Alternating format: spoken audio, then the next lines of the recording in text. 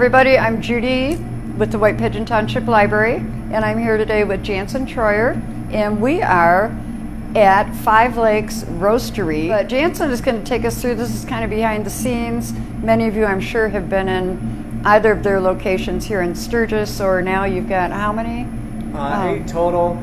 8, okay. One is a franchise in Shipshewana. And you just opened in Kalamazoo, correct? Yes. Awesome. Yep. So is this where it all takes place as far as the coffee that goes everywhere? This is the start of it. We receive our green beans in the warehouse here, and then they come in here into all of our bins back there, and they get sorted into this green bean hopper here. You can see there's the start of a batch. So here. These are before roasting. This is what your green beans look like before we start roasting. They come in, and then we mix our blends here and our single origins, and then they get vacuumed up into the hopper, and they go into the loring, and we roast them, and then they come to the store. So as far as the green beans, these come from all over the world, different? Yes. Okay. Absolutely. We have Central America, Africa, we have Indies, all different areas, South America as well. All right. This equipment, how much do you do in a day? So a typical, I can give you a week. Okay. Right now we're averaging about 2,000 to 2,500 pounds of roasting coffee a week. So on a given day, I can do one batch will be 77 pounds at a time, and I can do about 3.5 batches an hour. Okay. And then. So once it goes into this machine, how long does it take then to roast, or does it depend? Average roast is 12 to 15 minutes. Oh, that's it. It depends on the length of roast, the type of roast. So if we're doing a light roast, it's going to be a lot quieter. Okay. If we do a darker roast, it's going to be a little bit longer. So in your Five Lakes blend, how many different types of beans do you have? We use 2 different types. We use from South America and Central America. So he's got 66 pounds of beans. And this is we look for debris in the beans, whether there's strings from the bags or stones or things like that. And there is actually a giant earth magnet in the bottom of this that helps grab any kind of debris that might be in there that's metallic. Okay. So I'm going to go ahead and lift it so you guys can actually see that happening. So right now, after this empties out, where are all these beans sitting in here? All these beans are in this hopper. Oh, right they're here. up there. Yep, Okay, so they have not gone through the... No. I'll actually get ready to drop it here. And everything is computerized. Yeah, so I can do a manual roast, I can do profile roast. So once we set our roasts up to where we want them for the flavor, we can actually run them as a profile roast to keep the consistency a whole lot more than I can as a human. We still use all of our senses to set up the roast, get the flavor that we want, and then we can run the profile, and the machine will keep it as consistent as possible. It'll keep it within a few degrees of that profile the entire way. So this white line is your profile line, and then so once it drops, you'll see the temperature drop, and then it'll come back up and keep going. So. Wow. Now, in order to come up with some of these different profiles, do you experiment quite a bit, or do you pretty much have your set blends and... When we first got the machine, we had to set up every roast on this machine. We switched from Celsius to Fahrenheit. Okay. So we play around a little bit. I like to try to get as much flavor as I possibly can from the beans. So if we get a new bean in, and things like that, I'll play with it on our smaller air roasters to try and get it to where I want it, and then come in here and do a small batch and try to set it up to get Okay. the maximum amount of flavor for each bean.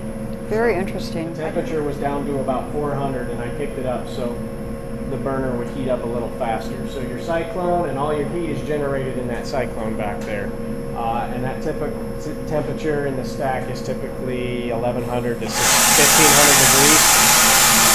Wow, something's happening. Yep. So then this will follow the profile for the rest of the roast Oh, for that particular blend. okay. Drop of roast.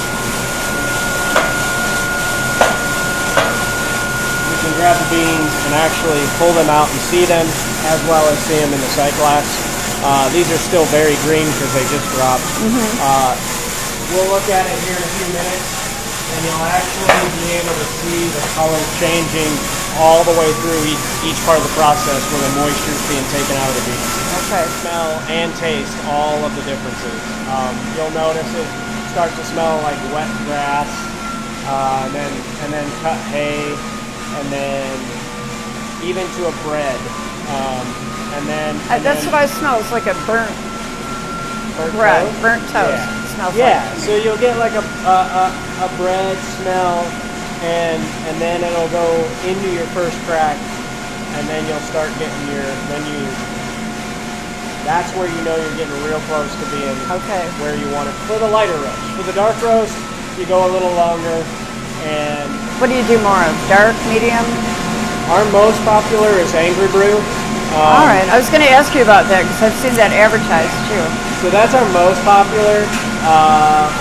Five Lakes Blend is also very popular. We sell a lot of it to our wholesalers, and we sell a lot of it on the shelf. Tell me about the Angry Brew. Is that a real dark roast, robust? It is very, it's funny that you use the word robust. Yes, it is. It's got a very bold, strong flavor. It's smooth for a dark roast, at least personally I think so. We use a Robusta bean to get twice the caffeine content. Oh. Naturally, without it doing anything to the beans. Okay. It's just the elevation, the region that bean is produced, it creates twice the caffeine. So that's why people love it so much. Yes. Gotcha. There is actually 70% more caffeine in Angry Brew than there is in our other roast. Wow. So It's starting to get darker. they are. So we'll pull some out here, and you can actually see it's starting Oh to yellow, yeah, quite a bit. and you can get a whiff and see if you can smell anything different other than just what the green beans. Smells good. So that's kind of your wet hay-ish.